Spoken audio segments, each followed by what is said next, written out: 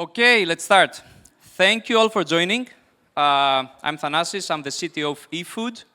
For those of you that do not know the company, we are one of the biggest online delivery services in Greece. We deliver mainly food, coffee, groceries, and now all kinds of electronics and different services. We operate in a very big scale. And today we're going to talk about AI adoption. And we're going to talk about the AI adoption framework that we have, AI fluency and what this means, and some common pitfalls of what we have seen in our experience of adopting AI. Just a disclaimer, this is a management talk. This is not a leadership talk of why we should adopt AI. That's been taken care of. Yes, we need to adopt it. We know that. It's not a hands-on talk. It's mainly for managers to have a framework to measure and troubleshoot adoption, because what I have seen is that there's a lot of material out there about the why a company should adopt AI. There's a lot of material on the hands-on part, but not so much on the management part. And if you're managers, maybe you can benefit, but if you're not, maybe you can see how we try to think about managing this situation. So,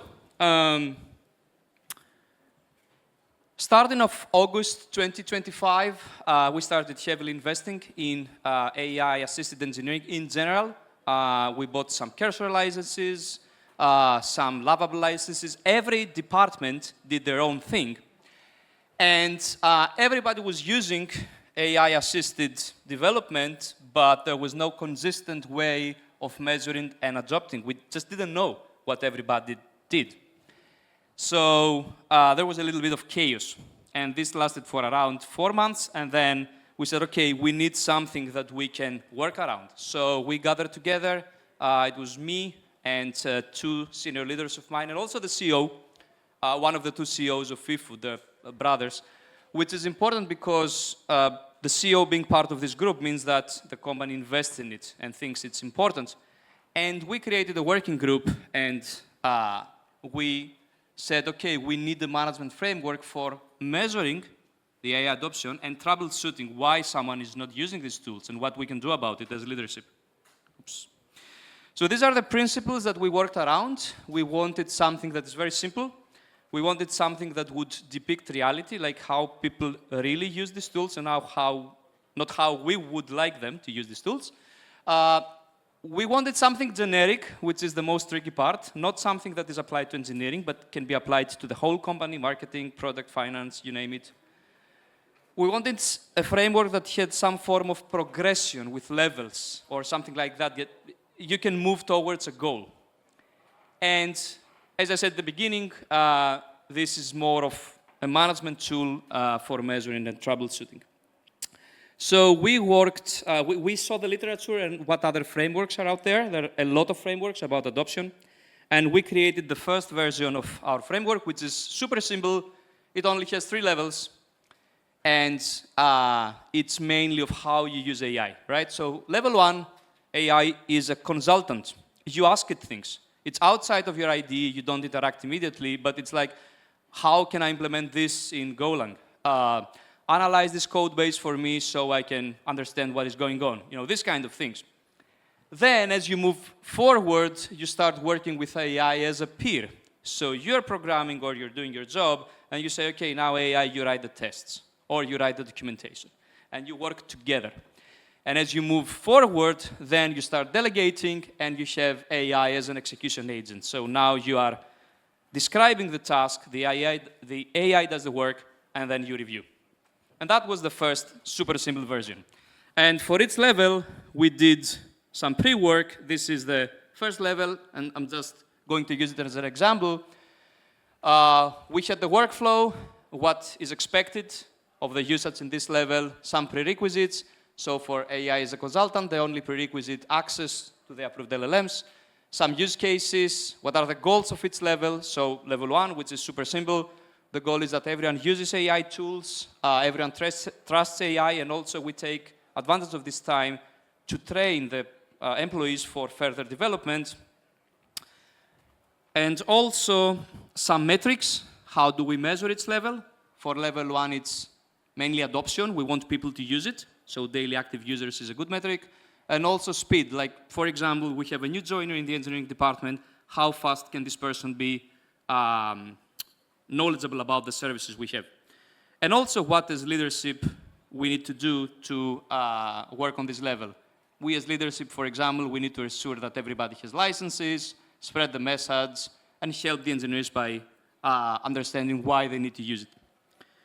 So we started applying this framework, this super simple framework, and we started, you can see this here as a dimension, as a progression. You start with AI as a consultant, and slowly you move by working with it as a peer and then delegating.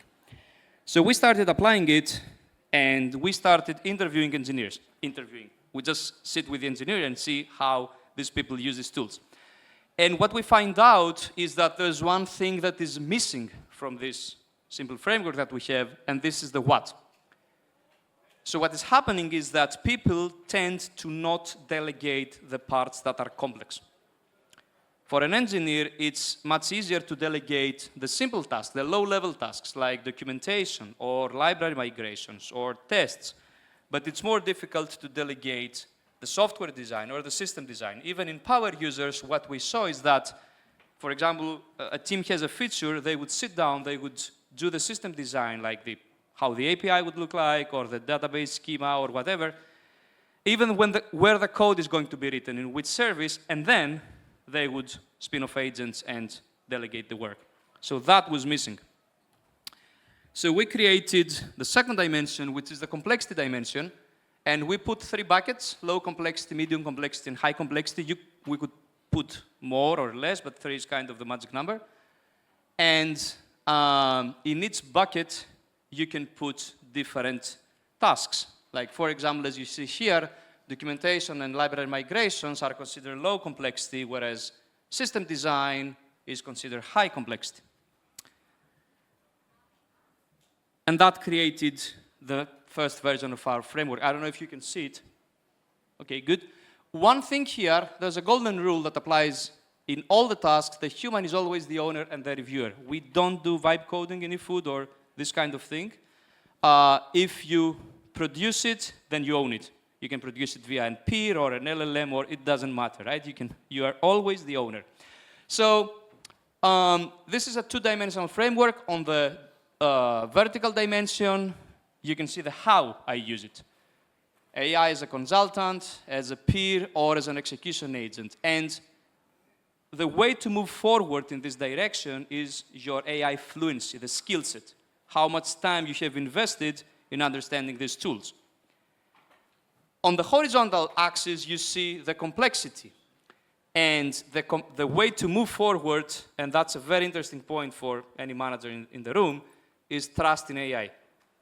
If you don't trust it, you're not going to delegate the high complexity task. And this is interesting because some models right now, like the new Opus model, can do very well things like system design, but still engineers don't trust it. And that's, as I say, interesting. So there are 2 things that I like about this framework. The first is that, as I said before, it's generic. It's not only for engineering, because what you can do is that you can go to these buckets of low, medium, and high complexity, and you can put whatever task. If you're marketing, you can say, for me, this is a low complexity task, this is a mid complexity. If you're product, the same, and it will apply. It's the same. Also, maybe some, like for example, in efood, we deploy in 2 countries, Greece and Cyprus. So for us, releases are a low complexity task.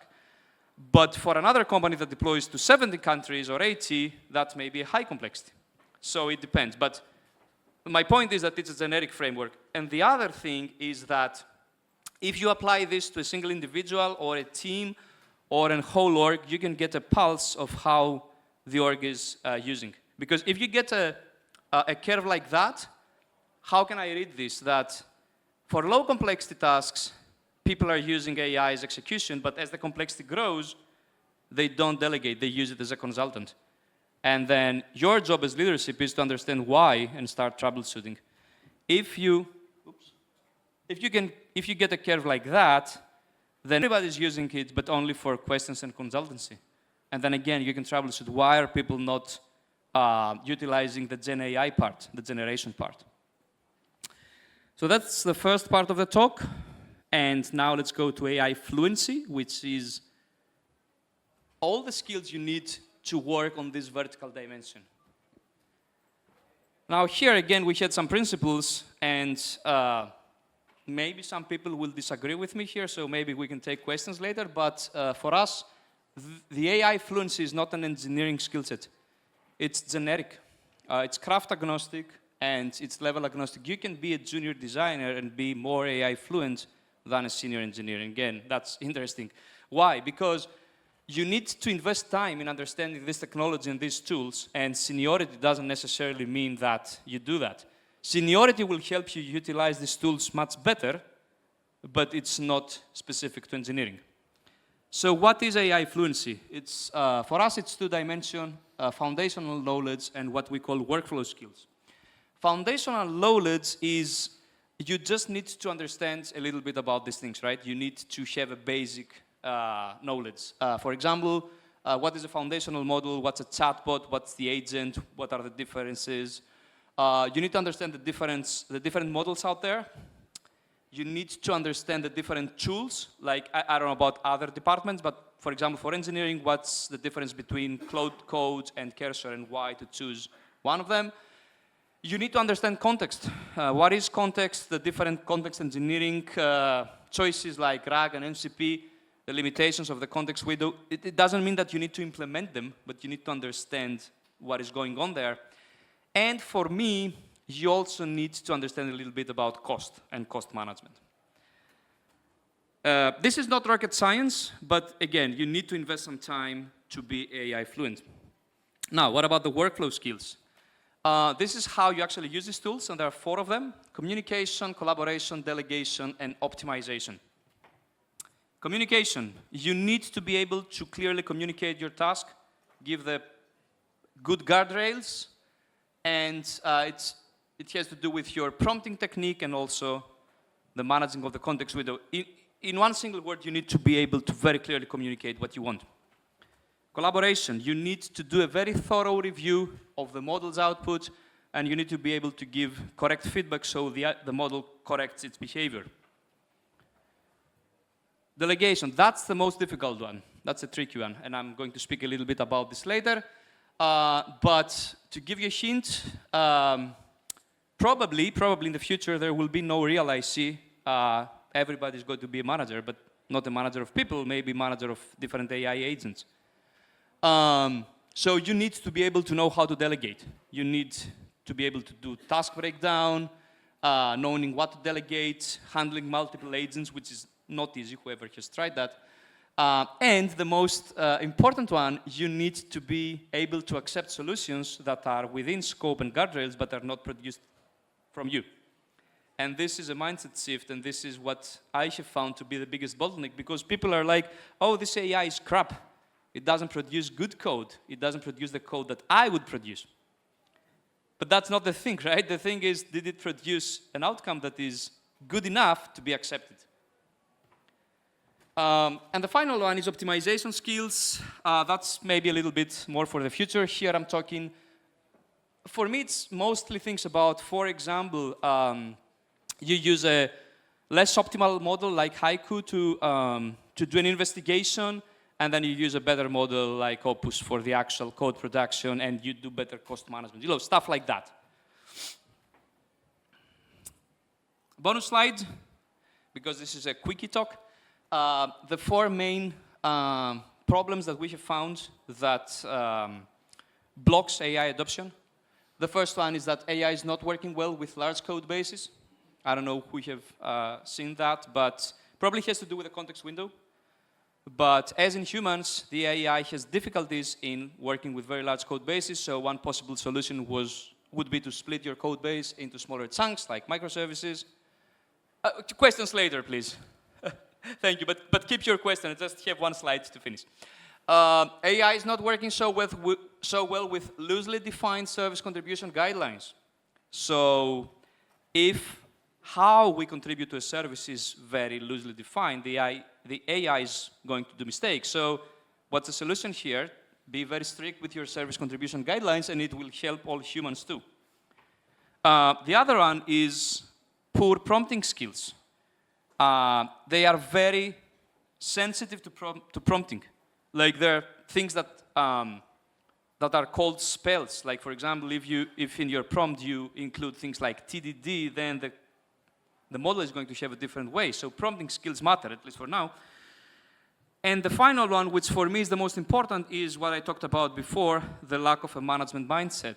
And if you don't have basic management training, not in handling humans, which are, have egos and emotions and all these things, but basic management in order to be able to do task breakdown and delegate, then you're not going to progress.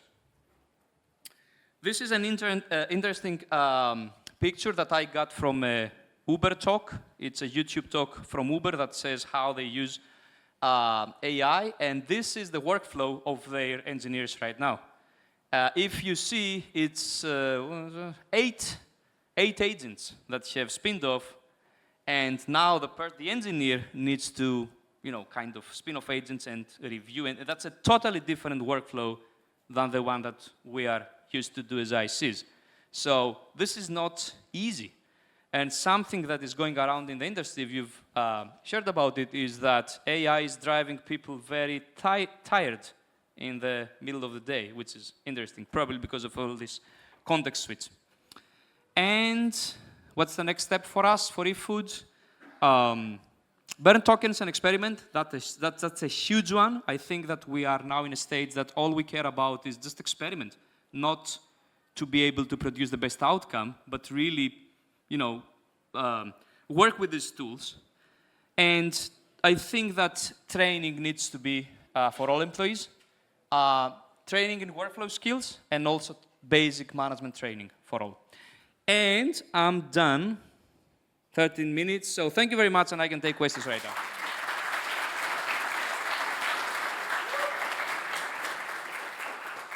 And I will give the first question to Yes.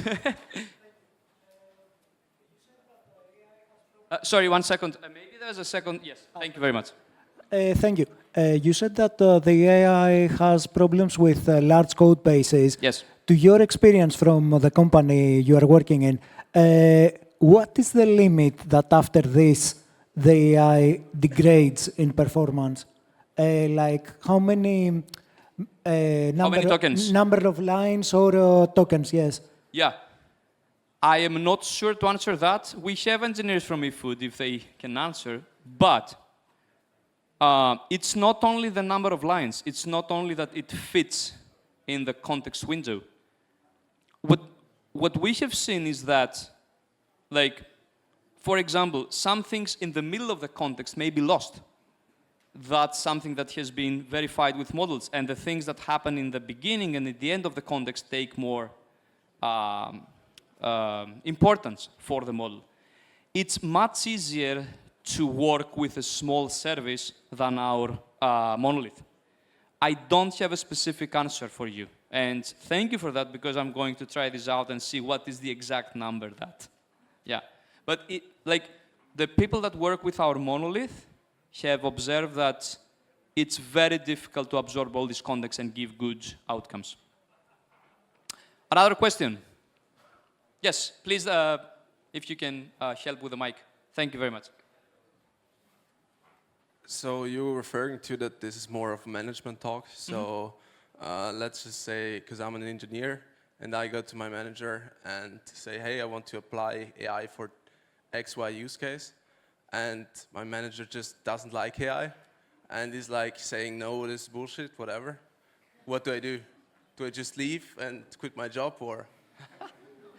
Yeah, maybe you should think about quitting your job. There are two parts to this answer. One of the things that is not covered here is the leadership principles. Like how did we work with leadership? Just give me 1 second, if I can.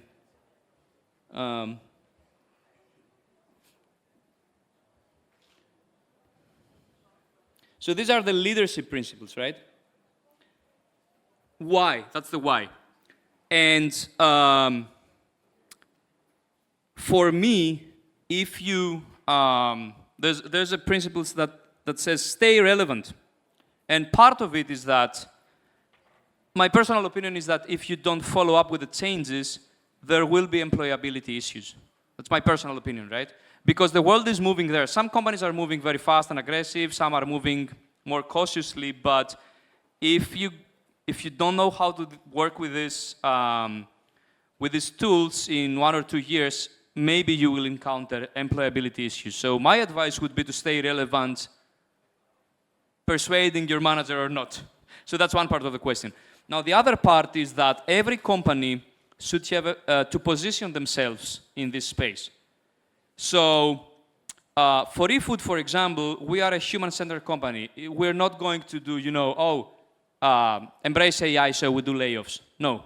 And this is why part of the principles are, for example, humans get superpowers. We want to empower people, I don't know if it's, to empower people to be more productive. Be a builder, not a tool lover, which means that don't get too focused on Golang or Python. These things change.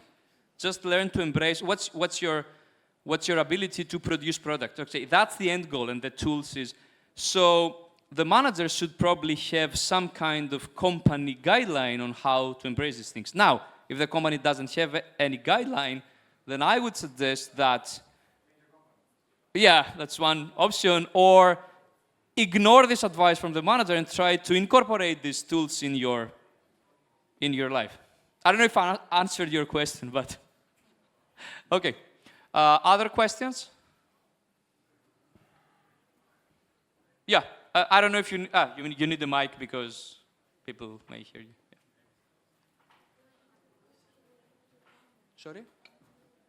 Okay, this and one more question and then we're done. I really haven't formed the question in my mind, but have you taken into account in all this adoption thing the human weaknesses? I mean, selfishness. For example, is there a pattern? Let's say a senior engineer, say he doesn't use AI a lot. Maybe this is a lie, for example, because someone who has spent much time on a specific area, maybe he doesn't want to admit that he uses, or maybe someone that admits that he uses AI a lot, he exposes a weakness to you. Or maybe a young engineer that he doesn't has anything to stake. Maybe he's more able to use AI and he doesn't care if he he's completely understand the question, so first of all, very good question. For all of you managers out there, management is a difficult job because you go from pure technical problems all the way to I divorced with my wife and now I cannot work. And it's like all these dimensions, right? What we try to do with this framework is when a person doesn't adopt, understand why. And it can be a lot of reasons. So our job as a managers is to really go deep dive and troubleshoot and see, is this person lying? Is this person afraid of, whatever it is. I'll tell you an example which was interesting to me for our audience. There was one person that didn't use AI, and he's kind of a friend of mine, so we sit together. The reason is that it was very difficult for him and boring to type all the time, if you can believe that. And the solution was an app called Whisperflow, if you are aware of it, or a similar app that you can now talk to the AI, or to the computer in general. So what I'm saying is that you're totally right. There will be all these kind of things. There will be people denying. There will be people that say, "Oh, I'm using it," but there will be people that will say, "Oh, I'm not using it," and they use it and they work 2 hours a day. All these kind of things. But our job as leaders is to take the human part and the technical part. Hope I answered a little bit. I have time for one more, or no? No time for me, so thank you very much. We have a... Let's say that. We have a booth at the bottom floor where you can play a game. You can review all the code that is produced by LLM. It's full of bugs. And you need to find the bugs. And if you do it, you may win some prizes. So happy to talk to you there. Thank you.